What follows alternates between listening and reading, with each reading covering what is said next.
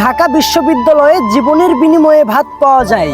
যদি এটাই হয় শিক্ষা, তবে এমন শিক্ষা আমি গ্রহণ করতে চাই না। কি দোষ ছিল তোফাজ্জলের, তাকে যে খাইয়ে মেরে ফেলা হলো?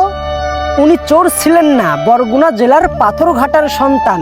তোফাজ্জল খুব মেধাবী ছিল, ভালো রেজাল্ট নিয়ে পাথরঘাটা কলেজে ভর্তি হন। ঠিক ওই সময় তার ভাগ্য তার সাথে নিষ্ঠুরতা করে। স্থানীয় চেয়ারম্যানের মেয়ের সাথে প্রেম হয়।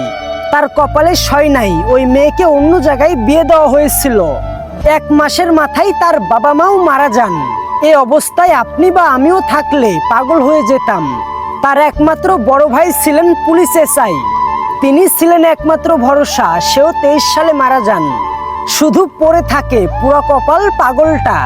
সে ঘুরতে ঘুরতে হয়তো তার অজান্তেই সে আপনাদের ক্যাম্পাসে ঢুকে পড়েছিল। সে তো পাগল ছিল, কিন্তু আপনি তো মেধাবী সুশিক্ষিত ছিলেন। তাহলে আপনি কেন তাকে মারলেন? এটাই যদি হয় শিক্ষা, তবে এমন শিক্ষা আমি গ্রহণ করতে চাই না।